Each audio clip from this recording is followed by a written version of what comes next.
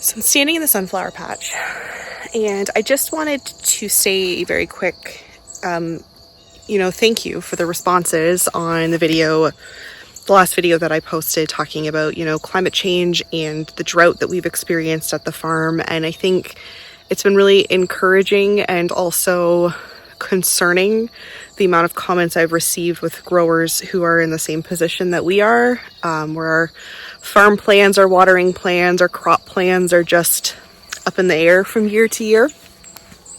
Almost immediately after I made that video, I stepped back and I started looking around the farm and made some very quick decisions about seed saving. And so that is something this video is going to cover, is kind of the start of, our seed saving process, and the varieties and the flowers that I want to start pulling seed from, so that we can either look at, diversifying into new types of, flowers and crops, and do some interesting cross-pollination stuff, but also in an effort to become a little bit more sufficient on the farm, away from larger suppliers, I think is going to be helpful in propelling our business forward. The only way to really combat the overflow of, market gardeners and small farms that are essentially all selling the same flowers is to start creating your own varieties of flowers on your own farm. So that's what we're going to do. And it just happens that because of the heat, we had a lot of sunflowers that bloomed out, quite quickly, and we missed a whole harvest. And so some of these, like our Pro Cut plums that are here, we're going to start tagging these next week, in this patch specifically. I've already started to, which you're going to see, tag varieties of Zinnias and Celosia, in an effort to start becoming more seed sufficient here on the farm. I've got plans for feverfew and campanula, for the sunflowers, eventually breeding dahlias, but we need to get through a year first where my dahlias actually have flowers that I can cross-pollinate well. So things are going to happen.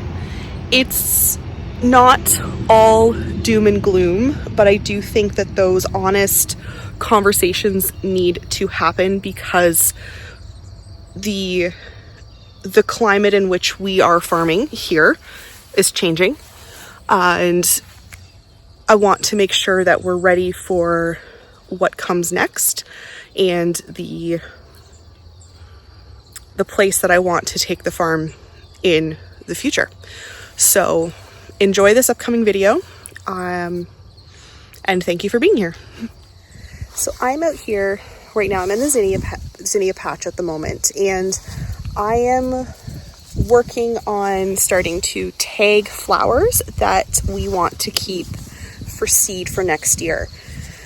I'm trying to seed save as much as possible on varieties that are ordered through Johnny's. This is going to be with some caveats. So there are some Snapdragon varieties and stock varieties that I want to get that are just, we can't get them from William Dam Seed in Canada. So what I am doing is going through and tagging the zinnias that we're going to be pulling seed from to replant next year. And specifically, I'm pulling some from the Queen Lime Peach series, because that one's not available through William Dam yet. And I'm pulling them from the Aurora and Ballerina series is from Johnny's, because they were stunning this year. I'm also going to be pulling seed from the Agrostema, the corn cockle. We're going to be pulling seed from feverfew. We're going to be pulling seed from Celosia this year, and we are going to be pulling seed from the Dara. So, and the campanula. So I've got a bit of a list. I'm going around just blue tagging things so that we'll come back in a couple weeks and start to pull these off, to take the seeds. There's a lot of videos on the internet on how to collect seed from zinnias, but I'll show you really quickly here what we'll be doing on a variety that I'm not planning on saving just because it's licky. Oh, you got a little Anyways, come here. It's like this one, not saving this one.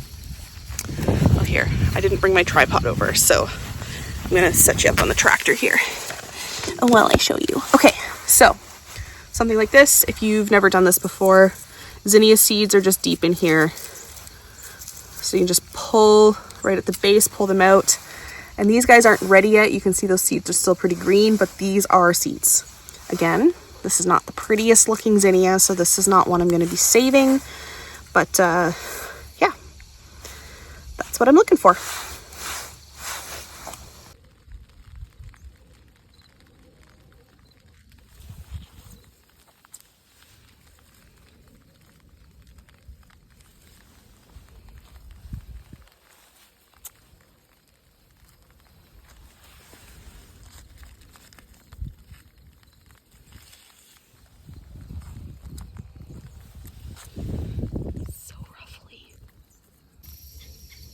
So you can see this one here is one I've marked for saving because look at it. So it's blue tag on there. This one, let's see if there's anybody else up here. So this is what the flower on it looks like when it's young. Zinnias, as you know, the longer you leave them on, the more petally they become. I love the color variegation on this one. It's so pretty. So yeah, this we will be seed saving for next year. Now I've also marked this one, which is like a tangerine orange, but I'll show you why I marked this one. This is a much more, like a much brighter orange than like a Bennery giant orange. It's much fuller, much flatter, but this is what the flower looks like. So see how it's got the coral coming down on the end there? That's what it looks like when it's a little older. So I marked one that's just not quite at that stage yet, so it can ripen pretty perfectly. This is another one here. It's coming off really like gold in the video, but it's much more pastel than that. This one is really lovely too. I love like the red centers on these. So this guy I'm going to mark as well. I'm also looking at the plants entirely because some of these I'm not marking since they haven't been super like resistant to blight. Some of them look really great. Like this plant, you can see all the way down at the base, it's extremely healthy. So this guy I'm gonna mark for next year. This here is another one we're gonna mark. You can see the older bloom is here, so I am actually going to mark this guy over this one. But the younger flower, like it's got this beautiful blush coloring that darkens into a pink as the flower gets older, and I'm just in love. Like, I don't think people understand, like these Aurora series zinnias, the ballerinas from Johnny's, like they're just some of the most impressive zinnias I think I've ever grown. Wonderful, wonderful heads on them. And they're just, the coloring is beautiful. And then as far as some of the ones that have like just lighter petaling color, this one is very apricot, blends into this nice blush. This one I've already got marked as well. It's very lovely. The undersides of the petals are also extremely pretty. And it's a very like healthy plant. So this guy I'm going to be keeping him. This is what it looks like when it's a little younger. So the flowers take a little bit to like beef out to this stage, but you can see next to that like yellow guy here, like it's just so gorgeous. Now from the ballerina series, we've pulled this one. It's a very soft blush, almost a nude. You can see it with my finger there. That has a really nice kind of like light, like orangey apricot-y center. And I like the way the leaves or the petals on this one start out as almost like a limey color and turn into this just gorgeous blush, right? Like so pretty. So there's this one in the ballerina series. There's also some guys down here that I want to show you because they're so interesting. Like the actual plants themselves, like if this plant wasn't so riddled with like blight down there just from, you know, summer, this guy I would keep. But there is luckily one from the plant right beside it that's similar, so I will be keeping this one. You see these guys, it's always the really nice ones that are like a little bit more susceptible to disease. And this one in here, I will definitely be, look at the bloom on this. So you'll definitely be keeping this one here for seed. And then this one, look at this one. It's just like the most perfect baby pink. And look at the layers and like the shape of the petals on this. It's like it wants to be a cactus, but it just isn't going to be. Whereas this one's like the perfect, just like multi-petaled zinnia. So yeah, we're gonna mark these two as well. Now this section here is the Queen Lime peaches. They've got much more of like a yellow tinge. Look at this. I need to corral the dahlias or the zinnias next year. So like the Queen Lime blushes, very pretty. They've got, and honestly the blushes are one of my favorites, but they have like this gorgeous coloring to them where that like blush color is, oh hello, is like inside the petals. When you move back over here, like these guys have much more of like a fleshy peach color. And what I like about this particular variety is that the centers on them are much more like reddishy orangey coral. Hello there.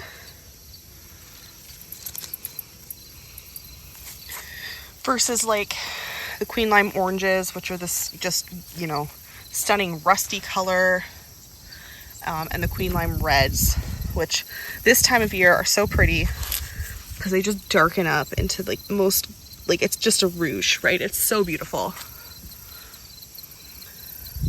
I have one Oklahoma mix that made it in there. So the reason I'm saving these guys here is, again, this variety is not available to me through William Dam. So I'm going to mark a bunch of really nice blooms in here that we can then save for seed. So what I'm looking for in here are ones like this that have lots of petals as they go down in good centers. What I don't want when I'm looking at these, even as they get older, are the ones that didn't petal out, right? This one you can see it's like a nice size, it's a nice color, but none of the flowers on this plant like petaled out. So I'm trying to get rid of a lot of those like single zinnia petal varieties in my patch and kind of hone in on the ones that have big luscious heads.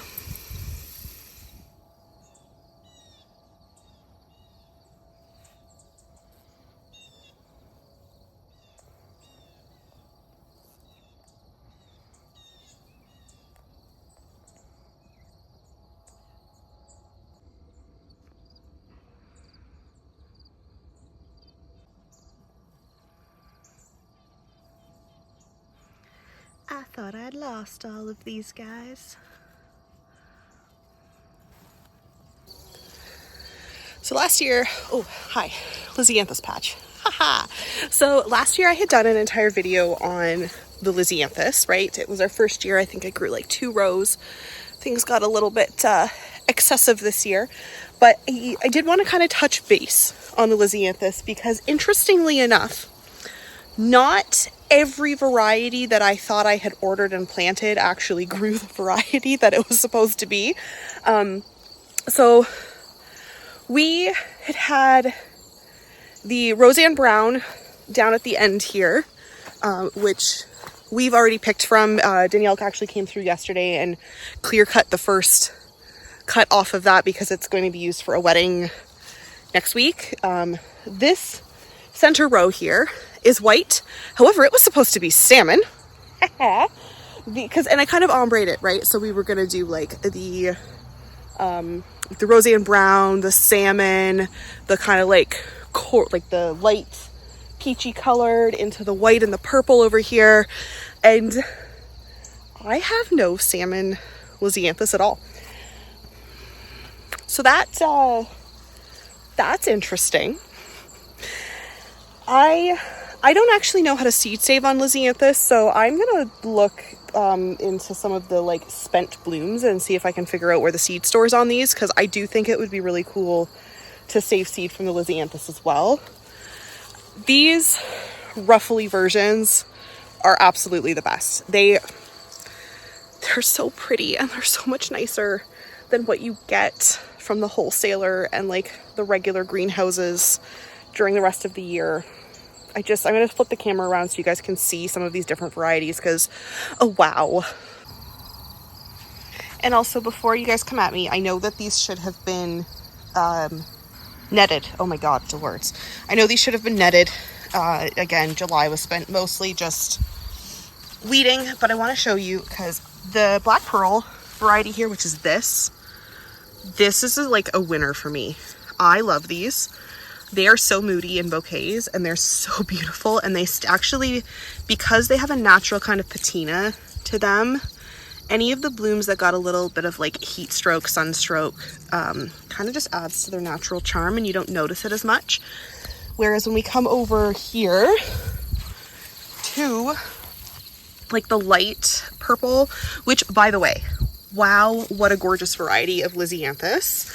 It's so different from what I see from like the light purple varieties. Ooh, I need to mark you. Look at how cool you are. Oh, it's so pretty.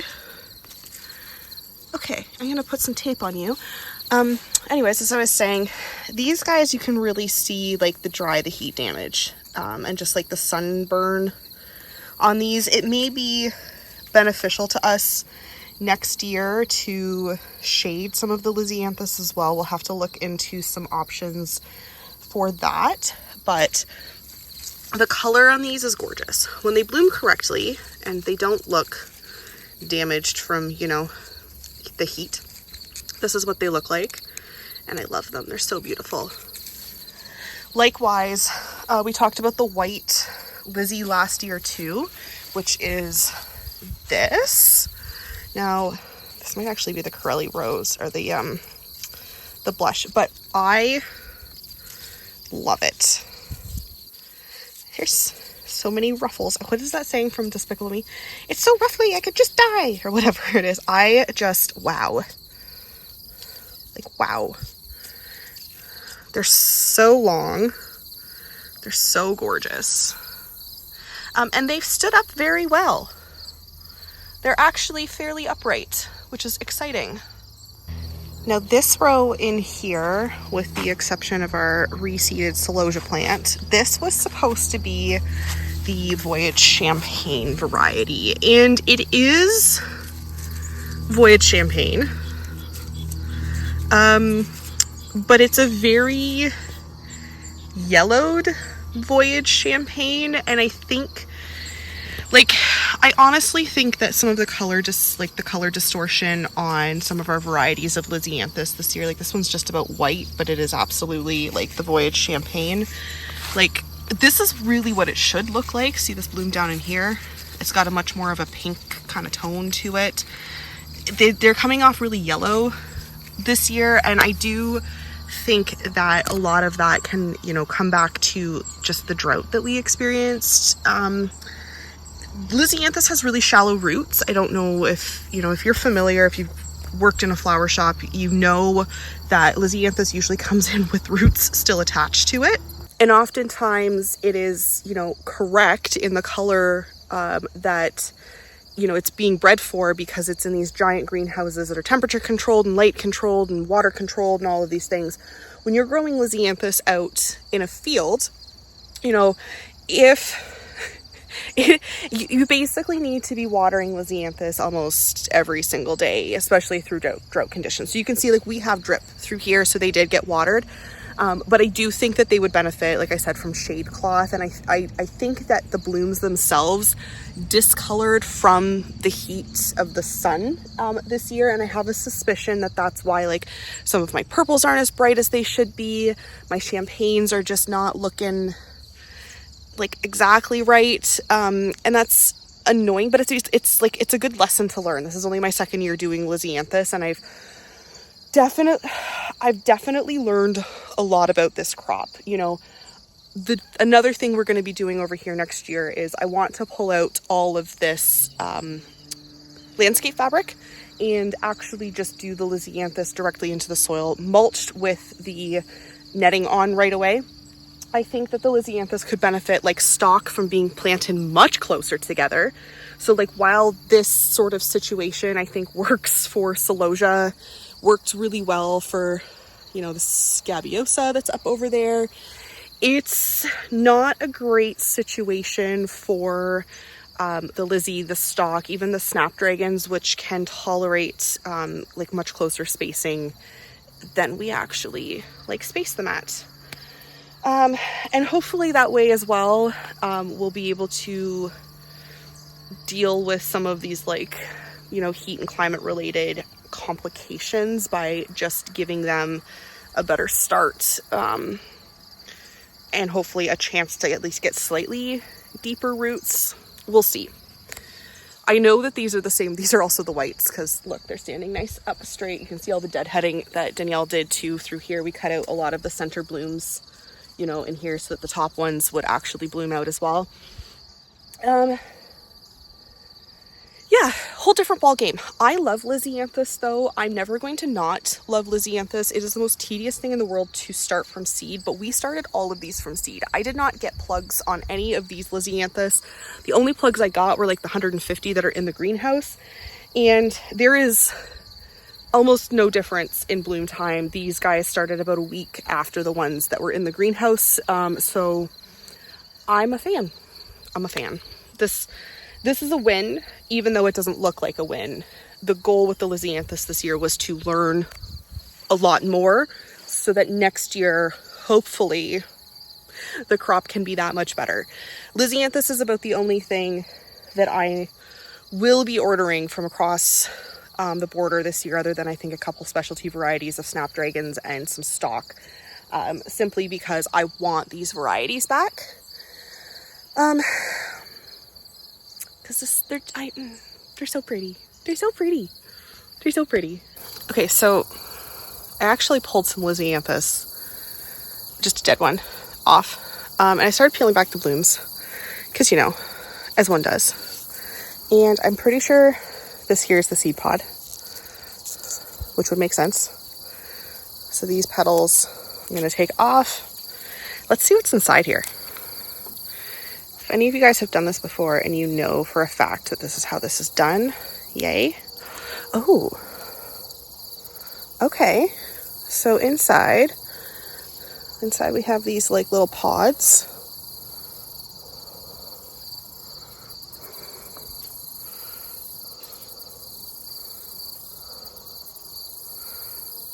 And inside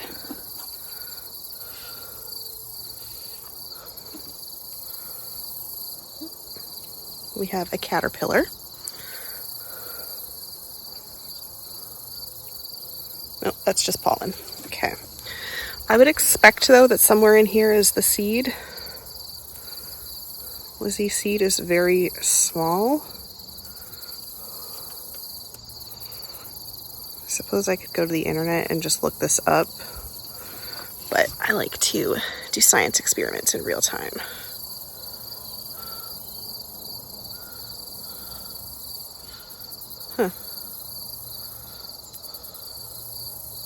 So it's very possible that that is likely the seed pod and it just wasn't ready yet. So let me go to the Google and I will return with the answer to my own question.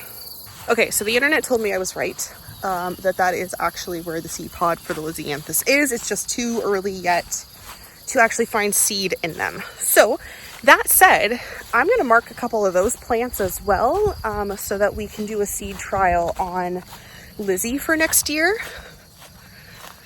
And I'll take you along with that because, you know, self-sufficiency in seeding, right? Like this is where we need to start heading, and these are things we need to think about. And yeah, it's a whole new journey here.